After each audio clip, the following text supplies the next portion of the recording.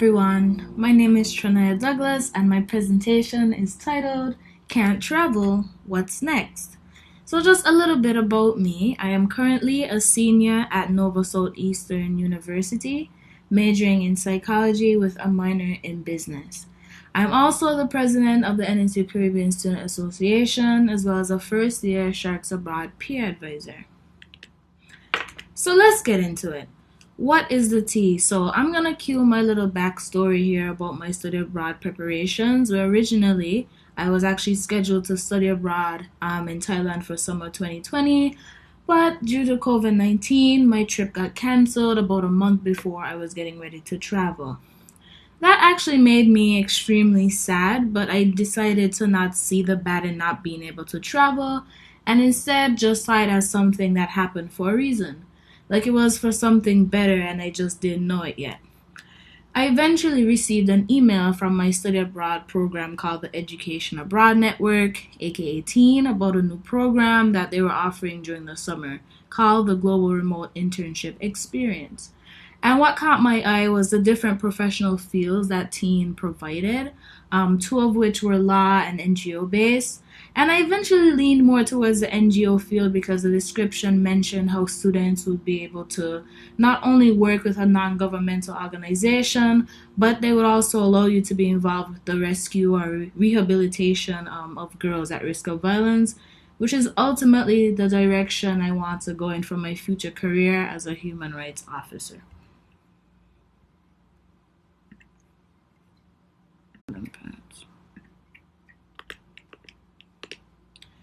So, what were my cons? Um, it all seemed really specific, so I thought that that was maybe something better that I didn't know I was waiting on. So I got all of my information transferred and I weighed my pros and my cons. My obvious cons were the unexpected COVID-19 outbreak, the fact that I could no longer travel to Thailand and it was my senior year, as well as the fact that I couldn't travel back home to the Caribbean. But subsequently, I realized that my pros were extremely beneficial. Because, hello, this was an international internship that was going to give me 6 credits in just 8 weeks. I was going to be given the opportunity to network, build my resume, gain professional experience, and develop more skills. I was also getting to put my teen merit scholarship to use. So, despite all of this, the keyword here that I kept in mind was perseverance. Because even though things were not exactly going the way I wanted, I remained optimistic and decided to choose an alternative that, to the lack of my knowledge at the time, would lead me to a successful path. So, what are the necessary steps that a student should take when gearing up to study abroad? Well, the first step would be to attend an information session with the Sharks Abroad office and do your research on a potential study abroad program of your choice. Then, step 2 would require you to visit the academic advising office where you meet with your academic advisor and speak to he or she about your plans to study abroad and how study abroad can fit into your academic plan as you discuss the different courses that you would need to take in order to fulfill your academic requirements. You should also visit your financial aid advisor so that you can learn about how much aid you're actually eligible to receive. And then the third step would require you to apply to study abroad using our Sharks Abroad application, which you typically receive in about 2 weeks, and then apply to your chosen study abroad program. Then step 4 would be ready, set, go, but in my case, it was ready, set, zoom since I did everything online.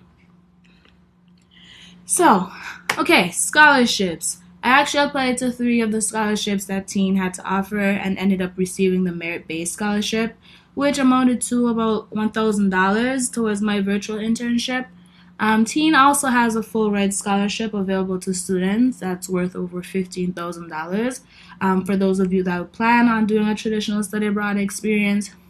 But I didn't need $15,000 since I wasn't actually traveling. But the key thing to keep in mind here is to always apply. Most of the time, students are not aware of the scholarship opportunities that are being offered, or they feel like they won't be able to receive any. They also think that it can deter them from actually applying to study abroad. So the key thing here is to always apply, because you never really know what's going to happen. Slide 6. All right, so where in the world was I? I was actually in Florida, but my host organization is based in Seoul, South Korea, which is an NGO that focuses on empowering and providing North Korean refugees with free English learning opportunities, called TNKR, which stands for Teaching North Korean Refugees. So a fun fact about that was my interview with them was at 2:30 in the morning due to the 13-hour time difference. So just picture me with my hair slicked back with a dress shirt and a blazer ready to tackle the day at 2:30 in the morning. So good. Here I actually included a picture of myself because I did not actually travel, but to me this picture was a great representation of how I was feeling about everything falling into place, giving very much bliss. Now here's what a week of my global remote life looked like. It was only 4 days long, and the reason for that is because of that 13-hour time difference that I mentioned prior. So day 1 and day 4 are actually both the beginning and it's kind of the end of my work week. And I'll tell you why. So day 4, which would be a Thursday at 9 or 10 p.m. and a Friday at 10 or 11 a.m. in South Korea, would be the day that I met with my supervisors and fellow interns. And I'd learn about the different tasks that I'd have coming up for my typical work week. Then by day 1, which would be Monday, I would review those tasks and then do all the research necessary. Then day 2 would be for my self-care day, because I believe everyone should incorporate some form of self-care into their rigorous schedules, because I always say if you're not good, then nothing else is good, especially since I was working from home for the first time in the midst of a pandemic. On day 3, I would create my worksheet, and then by day 4, I would actually report back to my supervisors and start the process all over again for 8 weeks. Here, I actually added a little quote here. I thought it was really cute and totally applicable to my situation because I needed some motivation. It says, just keep zooming. But this next part actually talks about how I benefited from all of this. So, first, I developed both my personal and professional skills by embracing flexibility, the ability to collaborate with diverse groups, and develop better time management. Next, I was able to network by building close relationships with both my supervisors and fellow interns at TNKR.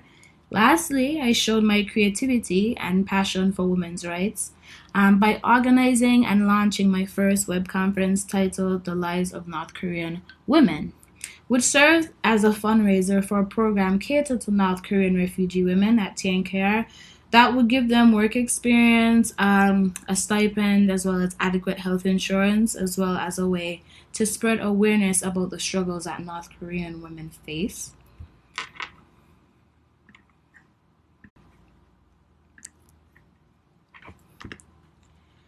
These are just 2 of the flyers that were used to promote the conference, which consisted of Uni Park, our North Korean female refugee speaker, who actually gave us a speech and told us more about how she escaped from North Korea, as well as my 2 supervisors, Ungu Lee and Casey Lateef Jr., both TNKR co-founders. So I also engaged the audience with a little trivia and a raffle for more engagement, where they were actually a bunch of different prizes awarded for winners. So we gave out like TNKR mugs, handbags, tote bags, pens, and like even like a raffle for a book written and signed by famous human rights activist Uni Park called In Order to Live.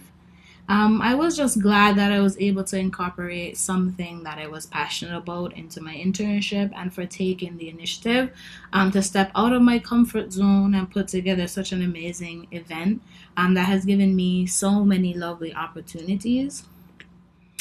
But overall, if you want to hear more about my experience, To book an appointment for an information session with the Sharks Abroad team as well, you can visit calendly.com/sharksabroad and schedule an appointment with other peer advisors like Gianna, Shante, Cassidy, or myself, where we tell you about the study abroad process and how you yourself can study abroad. Also, for more information, I actually included a little snapshot of our website, where you can actually navigate through NSU Sharks Abroad and find that link for Calendly in order to make those appointments, as well as looking through our different program partners, scholarship opportunities, as well as different program options and like how you can get in contact with us. Our Instagram page is at Sharks Abroad, and there we post really cute stuff every day, like raffles, information about study abroad opportunities, events, scholarships, and all that good stuff. But that is everything. Thank you so much for tuning in. This amazing template was provided by Slides Go.